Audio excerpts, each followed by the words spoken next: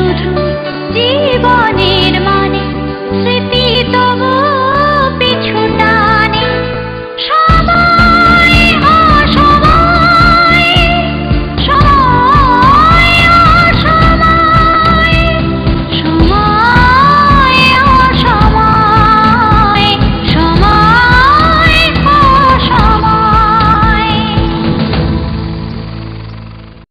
কান্দিয়া কুল হইলাম ভব নদীর পারে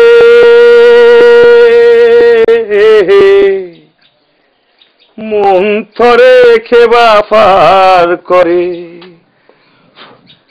কান্দিয়া আকুল হইলাম ভব নদীর পারে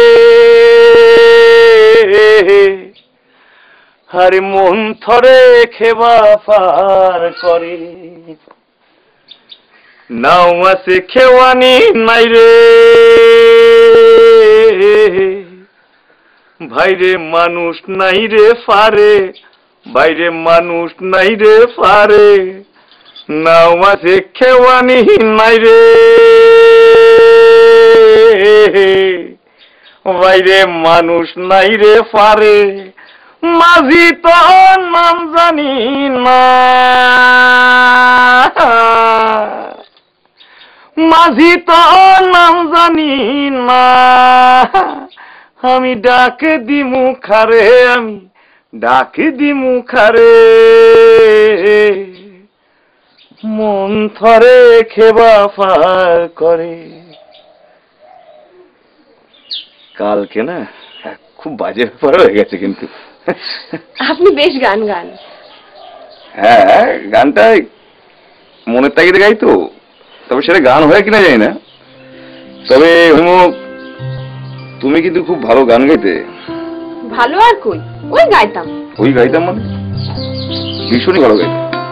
ওই আমার মনে আছে ওই যে তুমি তখন ছোট ছিলে ওই ক্লাস 4-5 এর পড়ো বোধ হয় তখন আমাদের পাড়ায় রবীন্দ্র জয়ন্তী তো মনে আছে সে মাইকের সামনে দাঁড়িয়ে কোথাও আমার হারিয়ে যাওয়ার নেই মানা মনে মনে মেলে দিলেম গানের শুনে এই ডানা মনে মনে এই মনে মনেটা এখনো চোখ বন্ধ করলে তোমার সেই ছোট্ট তুমি সেই মনে মনে শুনতে পাই জানো।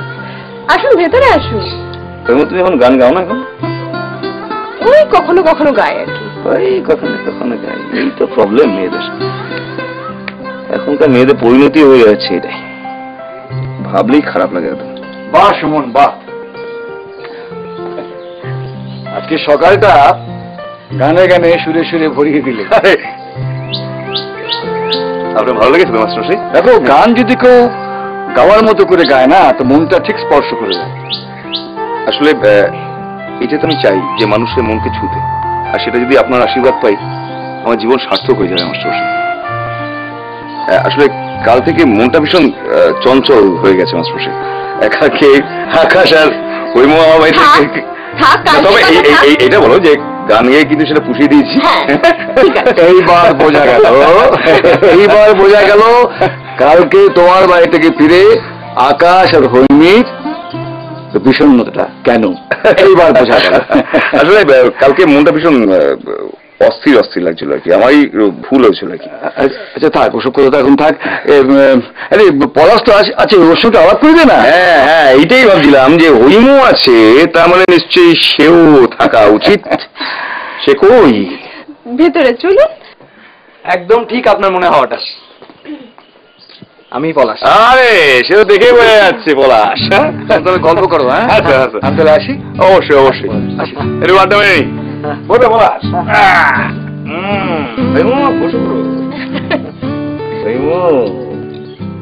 পলাশ পুরো সিনেমা জুটি হয়ে গেছে ফাটাফাটি। শরতে শেষে শীতের আবাহনে হেমন্ত শীতের শেষ রেখে না শীতের শেষ রেখে পলাশ বনে হাওয়ায় ভাসে বসন্ত। বাহ দারুণ গাইলেন তো আপনি। তবে এবার বলো তো কি আমার সম্বন্ধে কি রিপোর্ট পেলে? কিসের রিপোর্ট? কেন গিন্নি কিছু বলেনি? না মানে ওই আর কি বলবে তেমন কিছু বলেনি। কেন লজ্জা করছো কেন? লজ্জা তো আমার পাওয়া উচিত, মানে কালকে যা হয়েছে তাতে তো আমারই তো তোমাদের কাছে ক্ষমা টমা চেয়ে নেওয়া উচিত এইসব ছিল। কথা বললে কিন্তু আমি এখান থেকে উঠে চলে যাবো। লাও, তাহলে বলছে যে এই ধরনের কথাবার্তা আর আমি বলবো না, তোমরা মনে রাখবে না, তাই তো? হ্যাঁ হ্যাঁ। আরে বাবা, মুশকিলটা কি হয়েছে শুনুন। হ্যাঁ এরা আসলে মাতাল ঠাতাল বলতে কি দেখেছে সিনেমা থিয়েটারে। হ্যাঁ। এবার তাদের ধারণা কি যে এরা শুধু মারামারি করে, গুন্ডামি করে, আর মদ মেজাজি একটা খারাপ লোক। এটা আর কিছু না।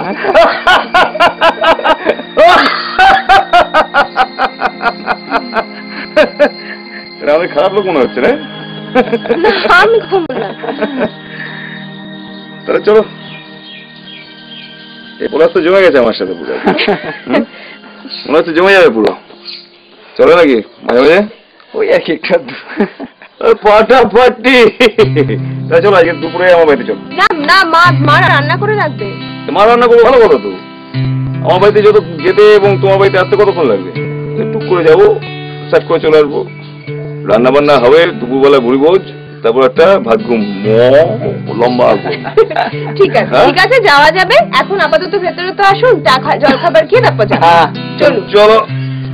ভেতরে গিয়ে বসি। তুমি নিজে করবে? পলাশ, হ্যাঁ। তুই তো ভাগ্যবতী রে, এই ভাগ্যবান হে।